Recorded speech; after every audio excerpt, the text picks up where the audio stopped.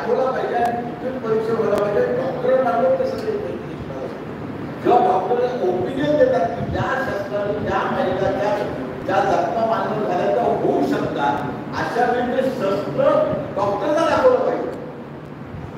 मग ते शस्त्र दाखवताना पंचनामा केला पाहिजे. ते शस्त्र जप्त झालेलं आहे, ते स्टीलबद्ध झालेलं आहे. ते शस्त्र उठायचं कसं, इन्व्हेस्टिगेशन ऑफिसरला ते अधिकार नाही.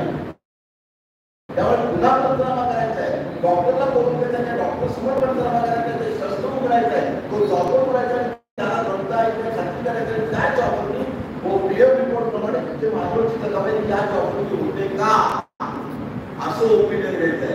ही ओपिनियन नसतात. त्यामुळे आपला अभ्यास कमी पडतो आणि म्हणून आरोपीला शिक्षा जाते. हे सगळं तुम्हाला कायम राहतो.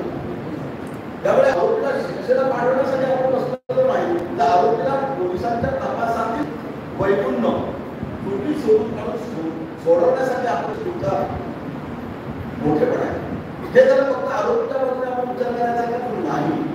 जेवढं आरोपीकडे तुम्ही वकिली करता त्यापेक्षा जास्त स्कोप हा सरकारी वकिलांना आहे. कारण आज चांगले सरकारी वकील महाराष्ट्राच्या रेकॉर्डवर नाही.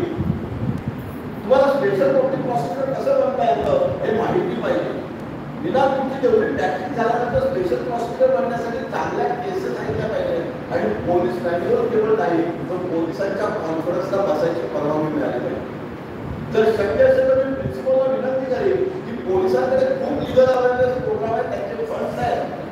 तुमच्या कॉलेजचा ₹1 खर्च न होता पोलीस कॉन्फरन्सला पोलीस कॉन्फरन्सला तुमचे विद्यार्थी बसवा आणि मग तपास कसा करायचा याबाबत जे मार्गदर्शन होतं तिथे सिनियर ॲडव्होकेट येतात, सिनियर पोलीस ऑफिसर येतात, त्यांना निदान चार्जशीट कशी बनवायची हे जेव्हा शिकवलं जातं तेव्हा तुमचे विद्यार्थी बसले. हे तुम्हाला कुठेही मिळत नाही. आणि म्हणून लॉ कॉलेजची तयार होईल हे तुमचं धर्मग्रंथ व्हायला पाहिजे, धर्मस्थळ व्हायला पाहिजे. आपण किती विद्यार्थी लायब्ररीमध्ये बसतात आणि त्याच्यामध्ये ही प्रॅक्टिकल नॉलेजची पुस्तकं आहेत जी मराठीतली उपलब्ध आहेत, ती आपण किती वाचतो, वर्तमानपत्र किती वाचतो, त्या माहितीचा आधार कसा शोधतो, त्याचा मागोवा कसा घेतो, यावर पुढच्या काळात तुमची वकील. मी अनेक वेळा बघतो की ज्युनियर वकील सिनियर वकिलांची लॉस ऐकतात आणि तिसऱ्या चौथ्या मिनिटाला बघा तो प्रश्न अंगावर येतात. असलं प्रमाण केव्हाही करू नका. सिनियर वकील क्लॉज घेतो तेव्हा त्याचा अभ्यास झालेला असतो.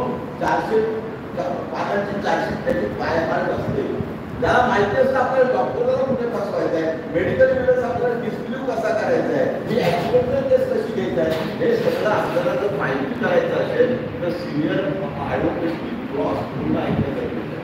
मित्रांनो, बोलण्यासारखं बरंच आहे, तासन तास बोलण्यासारखं आहे, आपल्याला वेळ कमी आहे. त्यामुळे माझी अशी विनंती आहे की तुम्ही मुद्दाम असे चांगले युट्यूबवर व्हिडिओ आलेले आहेत ते बघा. युट्यूब सारखी चांगली युनिव्हर्सिटी आहे, त्याचा कसा फायदा घ्यायचा आहे तुम्ही ठरवायचा. फेसबुक सारखी चांगली युनिव्हर्सिटी अनेक सिनियर व्हायचे. माझ्या सहित अनेक जणांनी युट्यूब चॅनल्स खोलीत त्याच्यावर 200-300 व्हिडिओ आहेत. त्याच्यावर घोषणापत्राचा अभ्यास कसा करायचा, ओळखण्याची क्रॉस कशी घ्यायची, 27च्या पंचनाम्याची क्रॉस कशी घ्यायची, हत्यारा खोटी कशी घालवायची, इन्व्हेस्टिगेशन ऑफिसरची क्रॉस कशी घ्यायची, स्टेटमेंटमध्ये काय उत्तरायची, डिफेन्स विटनेस केव्हा तपासायचा नाही आणि तपासायचा असेल तर कसा तपासायचा, इलेक्ट्रॉनिक एव्हिडन्स कसा प्रूव्ह करायचा, शासनचं सर्टिफिकेट कसं पाहिजे, ते खोटं कसं घालवायचं, शासनचं सर्टिफिकेट द्यायचा अधिकार कोणाला आहे, तहसीलदारचे अधिकार काय, मामलेदार कायदे म्हणजे काय, मामलेदार ऍक्ट काय, असे अनेक विषयांचा परामर्श आपण घेतले. त्यामुळे केवळ आदर्श क्रॉस कशी घ्यावी याच्यावर 2 तास लेक्चर करून आणि 2 तास लेक्चर ऐकून तुम्ही आदर्श वकील होऊ शकत नाही. प्रत्येकाचे टप्पे तोडणे स्वतःला खायला लागतात. प्रत्येकाची लढाई स्वतःची असते आणि एकूण चांगल्या शिक्षा घेतल्याशिवाय तुम्ही सुधारत नाही. त्यामुळे निष्क्रियतेतून बाहेर पडा, वैफल्यग्रस्तेतून बाहेर पडा.